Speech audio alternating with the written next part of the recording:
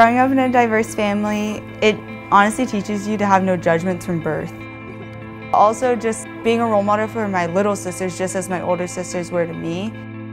Being able to stand up for something that they believe in, but I also believe in. Every sport that they tried, I wanted to try. She's like the young sibling looking up and saying, I want to be like her, I want to be like her. Brittany was one of the role models to me because with her nursing, of course, you're helping people. I want to do that. I want to have that effect in society.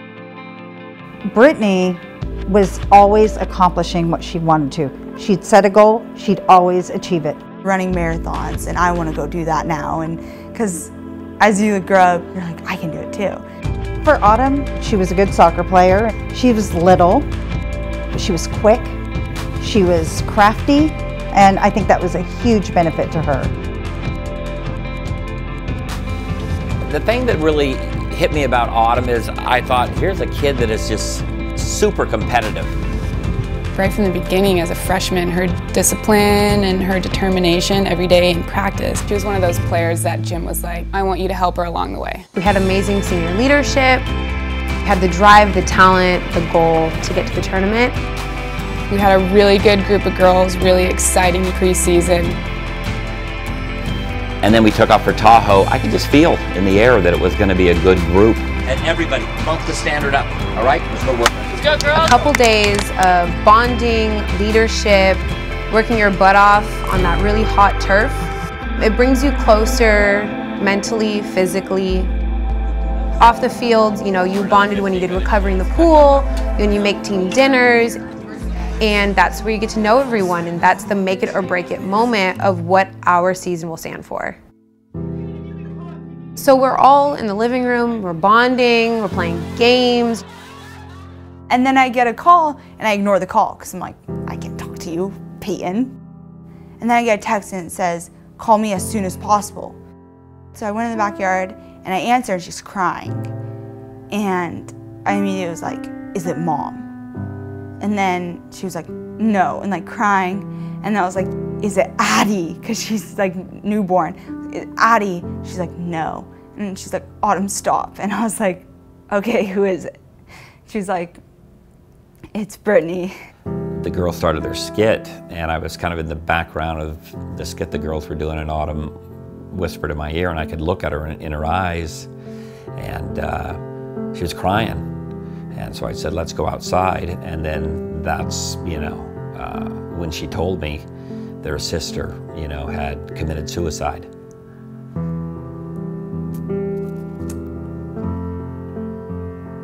And, you know, it's, what do you say, you know?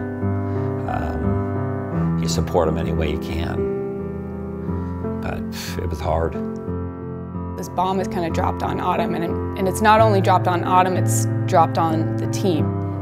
And I was sitting on the bed, just bawling, and it was CJ and Madeline Schiffel who were by me, and they're like, you may not be religious, but I am. Can I pray for you?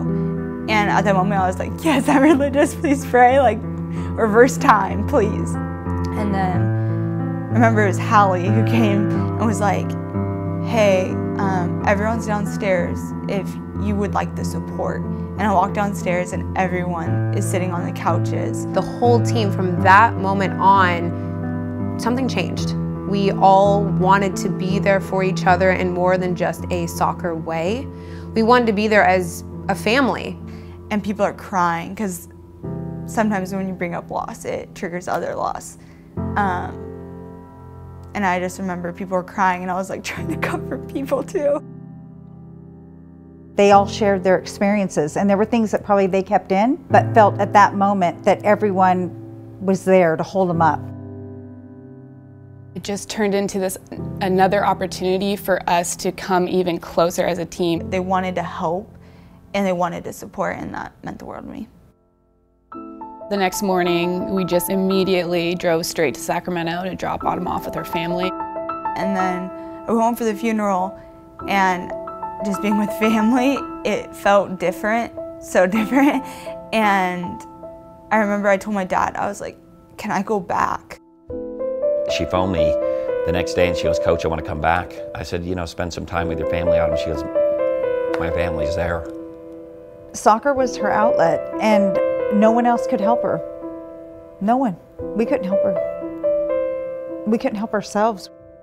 I remember walking in, and they just turned and looked at me like, what is she doing here? And I was like, I gotta play. Like, I gotta move. I had to release everything, every emotion I was feeling, I had to play it out. Autumn was close to her sister, admired her sister, and I think maybe why? What were the signs? Maybe I should have done this, maybe there were signs, but I didn't pick up on them. I don't think Brittany meant to die that day. The way she died, I think she meant to cover her pain. I think the hardest thing is that because I knew how Brittany was, and you could never, she had to do it herself. You could never help her. And she had to be able to dig herself out of this. And I think what happened is she couldn't. I was like, well, maybe when I hugged her goodbye, I could have held on like a little tighter. Like maybe she would still be here if I just held her tighter.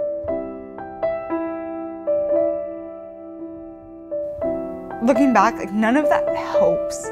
Like none of that is gonna change anything because it's so much bigger than just one moment. It's so much bigger than a month. It's ongoing and ongoing, and it's something so deep inside people that they don't even know how to say it.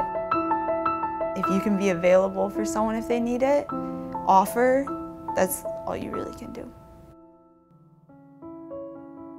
When people pass away, I think the most important thing that you can do is remember them and honor them. I remember I wrote on a piece of paper and I was like, I will play for you. Like this season is for you. She would put the bandage on her wrist with her sister's name and the date. And every game, she would say, I'm playing for her. So we were all like, yeah, and we're playing for her too. We're playing for you. We're playing for each other. But every time I stepped out there, I just tried to remember, like, I'm so thankful. Watching me play, she'd be so proud. So just knowing that she, wanted me to do so well is just, that's everything. So I knew that she was still there. As I played, it just helped me with everything. Grieving, getting on with it. I didn't have to cry it out. I had to play it out. Watching Autumn as a freshman to now a redshirt senior, I'm just in awe at how she handles everything that's thrown in her way. It's all about growing up on and off the field, what kind of person you want to be, and what kind of leadership you want to have on the team, and what legacy you want to leave at USF. She's got all aspects of the game: communication, physicality, technical ability. She's winning headers in the middle of the field, at the same time telling people what to do. I know if I get on a rhythm, I'll win every header. If I can get on a rhythm, I can hit every long ball. I think just go into it what do you have to lose? You're playing a sport you love. We find something to grasp a hold of that pulls us through something. And with Autumn, it was definitely the game. The kid's got unbelievable perseverance. She's managed to get through all these rough patches. Crossing it in, it's Autumn Smithers. I just can't wait to have her 2 more years and see what she's going to offer, because I think she's going to be a big, big part of our winning success. The goalkeeper comes out, Jennings runs into it, it's Autumn Smithers! Autumn Smithers with